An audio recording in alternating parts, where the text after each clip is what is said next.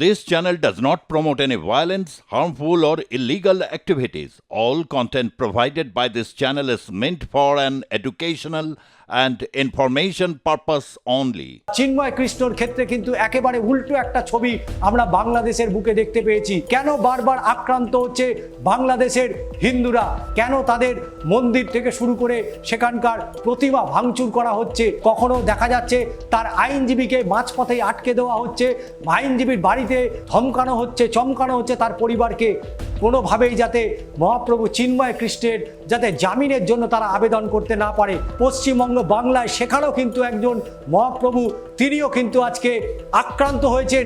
শুধু আক্রান্ত নয়, নজিরবিহীনভাবে তাকে মারধর করা হয়েছে এবং এই বিষয় নিয়ে দুজনেই আজকে হাইকোর্টে দ্বারস্থ হয়েছেন। যে শেখ হাসিনাকে দিয়ে শুরু হয়েছিল লড়াই, অর্থাৎ শেখ হাসিনা যদি বাংলাদেশে থাকে তাহলে নতুন বাংলাদেশ অর্থাৎ নতুন বাংলাদেশ উদয় হতে পারবে না।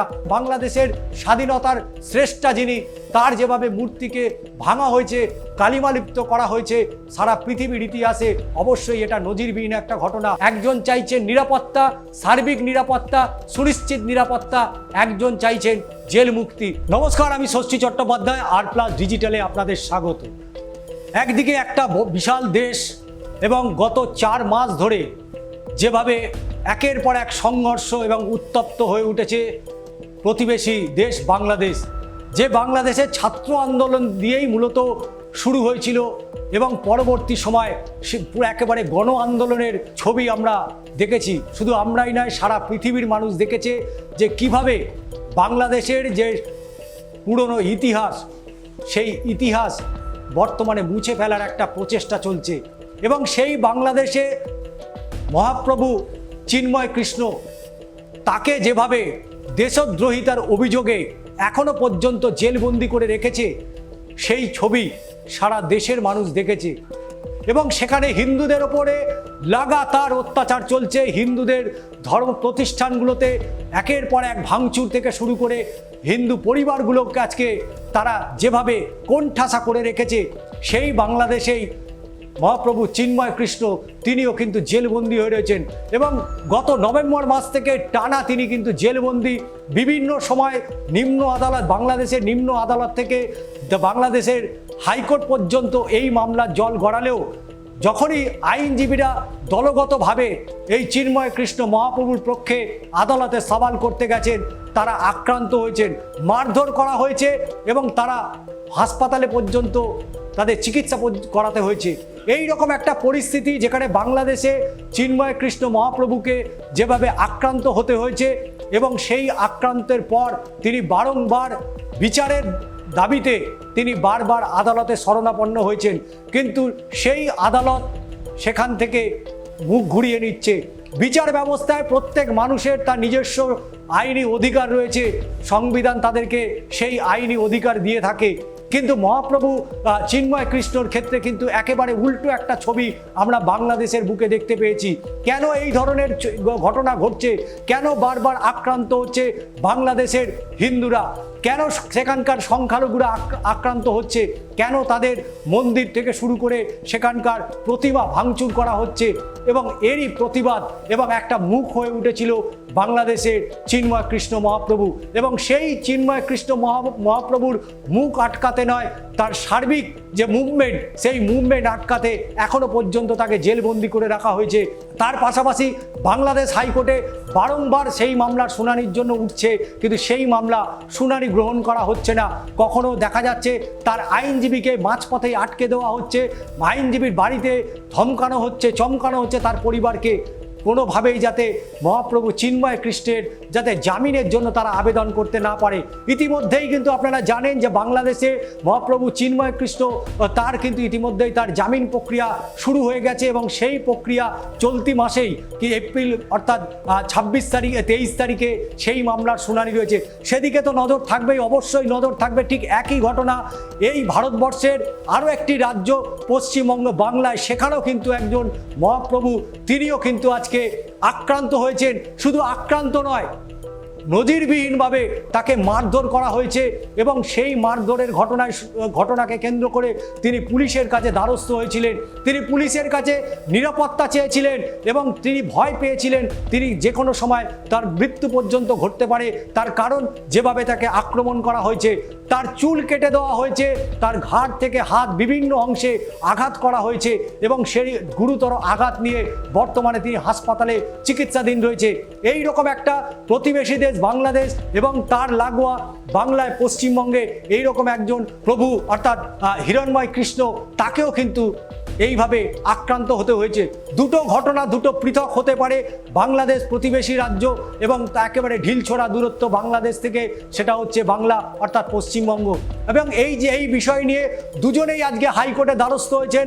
একদিকে চিন্ময় কৃষ্ণ মহাপ্রভু, তিনি বাংলাদেশ হাইকোর্টে দ্বারস্থ হয়েছেন, তার পাশাপাশি কলকাতা হাইকোর্ট রাজ্যের শীর্ষ আদালত, সেখানেও কিন্তু দ্বারস্থ হয়েছেন হিরণ্ময় কৃষ্ণ মহাপ্রভু। স্বাভাবিকভাবেই দুটো ঘটনা পৃথক হলেও কিন্তু কোথাও মনে হচ্ছে নিরাপত্তা, এবং সেই নিরাপত্তা বাংলাদেশে যেমন চিন্ময় কৃষ্ণ মহাপ্রভু তিনি নিরাপত্তাহীনতায় যেমন রয়েছেন, তার পাশাপাশি পশ্চিমবঙ্গের একটা কোণে অর্থাৎ পশ্চিম মেদিনীপুরে ধরমপুরে যেভাবে হিরণ্ময় কৃষ্ণের উপর আক্রমণ করা হয়েছে, এই ঘটনা অবশ্যই একটা নিন্দনীয় ঝড় উঠেছে সমাজের বিভিন্ন প্রান্ত থেকে। এবং নিরাপত্তা, সাধারণ মানুষের নিরাপত্তার কথা প্রশ্ন উঠছে। তাহলে কেন এইভাবে এরকম একটা ঘটনা ঘটার পরে পুলিশ কেন নিরাপত্তা দিতে পারলো না, পুলিশ কেন ব্যর্থ হলো, তার জন্য কেন তাকে রাজ্যের শীর্ষ আদালত কলকাতা হাইকোর্টে দ্বারস্থ হতে হবে? আবারও বলছি, দুটো ঘটনা পৃথক। একদিকে বাংলাদেশ হাইকোর্ট, যেখানে চিন্ময় কৃষ্ণ মহাপ্রভু তিনি দ্বারস্থ হয়ে রয়েছেন, তিনি তাকিয়ে রয়েছেন বাংলাদেশ হাইকোর্টের দিকে, হয়তো তার জামিন মঞ্জুর হতে পারে। কিন্তু বাংলাদেশ হাইকোর্ট থেকে সুপ্রিম কোর্ট পর্যন্ত সেই মামলা পৌঁছে গেলেও তার যেমন শুনানি হচ্ছে না, এদিকে কলকাতা হাইকোর্ট ভারতবর্ষে পশ্চিমবঙ্গের পশ্চিম মেদিনীপুর যে ধরমপুর একটা ছোট্ট জায়গা, সেখানেও কিন্তু একজন সন্ন্যাসী তিনিও কিন্তু আক্রান্ত হয়েছেন। এবং যাদের দ্বারা আক্রান্ত হয়েছে পুলিশ এখনো পর্যন্ত তাদের বিরুদ্ধে কোনো পদক্ষেপ গ্রহণ করেনি, এমনই ঘটনা আজকে উল্লেখ করেছে কলকাতা হাইকোর্টের বিচারপতি তীর্থঙ্কর ঘোষের এজলাসে। স্বাভাবিকভাবেই তার আরও প্রশ্ন রয়েছে যে যেখানে পুলিশের কাছে তিনি নিরাপত্তার দাবি করেছিলেন, যেখানে পুলিশের কাছে একটু নিরাপত্তা পেতে চেয়েছিলেন, সেই পুলিশ সেই সহানুভূতি পর্যন্ত দেখায়নি, এমনটাই অভিযোগ করেছেন তার আইনজীবী। এবং শুধু তাই নয়, তিনি চাইছেন তার নিরাপত্তা দেওয়া হোক এবং সেই নিরাপত্তা যাতে কলকাতা হাইকোর্টের নির্দেশেই তাকে নিরাপত্তা দেওয়া হোক।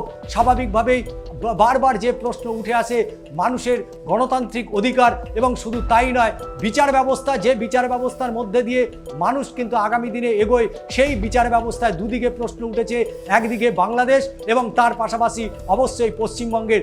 এ রাজ্যের বিরোধী রাজনৈতিক দলগুলো বারবার প্রশ্ন তুলেছে যে এ রাজ্যের সাধারণ মানুষের কোনো নিরাপত্তা নেই, তাই হয়তো দিনে দুপুরে মহিলাদের নির্যাতন হতে হয়, মহিলাদের ধর্ষিত হতে হয়। এবং শুধু তাই নয়, একের পর এক ঘটনা এ রাজ্যে ঘটেছে, যে ঘটনা নিয়ে অবশ্যই রাজ্যের আইন শৃঙ্খলা নিয়ে প্রশ্ন তুলেছে এ রাজ্যের বিরোধী দল। এবং সেই জায়গায় দাঁড়িয়ে সামনেই রামনবমী রয়েছে, সেই রামনবমীকে কেন্দ্র করে ইতিমধ্যেই বিভিন্ন জায়গায় তার প্রস্তুতি শুরু হয়ে গিয়েছে।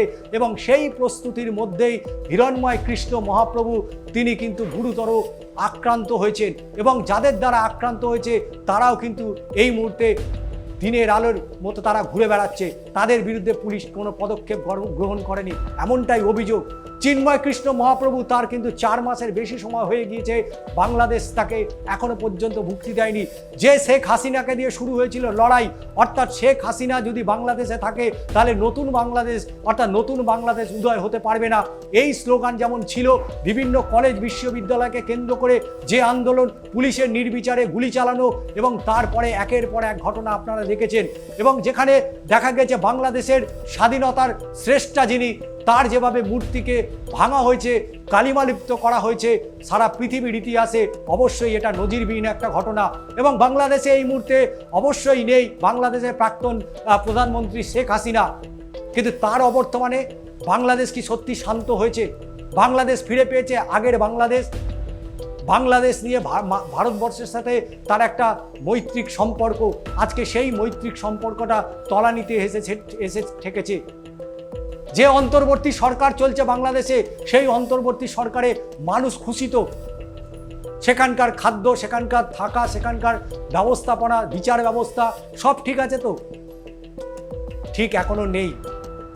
যে প্রধানমন্ত্রীকে নিয়ে বাংলাদেশে যে আন্দোলন সংগঠিত করেছিল ছাত্র যুবলীগেরা, সেই ছাত্র আন্দোলন আজকে কিন্তু বন্ধ হয়ে গিয়েছে। নতুন করে মাথাচাড়া দিয়ে উঠছে নতুন সংগঠন, নতুন বাংলাদেশের দিশা দেখাচ্ছে। শেখ হাসিনা তিনি বাংলাদেশে না থাকলে অবশ্যই বাংলাদেশ এখন একটা শান্তিপ্রিয় দেশ হয়ে উঠতে পারে, কিন্তু বাংলাদেশ এখন কি করছে? চীনের সাথে বন্ধুত্বের হাত বাড়াতে চাইছে, তারা একটা করিডোর তৈরি করার চেষ্টা করছে। এই সবের মূলে কিন্তু চিন্ময় কৃষ্ণ মহাপ্রভু তিনি গর্জে উঠেছিলেন এবং তিনি হিন্দুদেরকে প্রোটেক্ট করার চেষ্টা করেছিলেন। সেখানেও সংখ্যালঘু হয়ে রয়েছে হিন্দুরা, তাদের ওপরে নিয়মিত অত্যাচার আজও জারি রয়েছে। তবে ছবি দুটো আলাদা। একদিকে বাংলাদেশ হাইকোর্ট, যেখানে চিন্ময় কৃষ্ণ মহাপ্রভু তিনি বিচারের অপেক্ষায় আজও তার তাকিয়ে রয়েছে বাংলাদেশ হাইকোর্টের দিকে, এবং অবশ্যই এ রাজ্যে তার বাংলায় সেখানেও কিন্তু হিরণ্ময় কৃষ্ণ মহাপ্রভু তিনিও তাকিয়ে রয়েছেন কলকাতা হাইকোর্টের দিকে। একজন চাইছেন নিরাপত্তা, সার্বিক নিরাপত্তা, সুনিশ্চিত নিরাপত্তা, একজন চাইছেন জেল মুক্তি। দুয়ে মিলে আগামী এই এপ্রিল মাসেই, অর্থাৎ চলতি এপ্রিল মাসেই দুটো মামলার শুনানি রয়েছে, এবং একটা রয়েছে আগামী 8ই এপ্রিল অর্থাৎ কলকাতা হাইকোর্টে, এবং আরেকটি মামলা রয়েছে অর্থাৎ বাংলাদেশে, সেটা আগামী 23শে এপ্রিল। দুটো মামলার কি ভবিষ্যৎ হয় অবশ্যই আপনাদের জানাবো। চোখ রাখুন, দেখতে থাকুন R+ নিউজ এবং অবশ্যই R+ ডিজিটালে।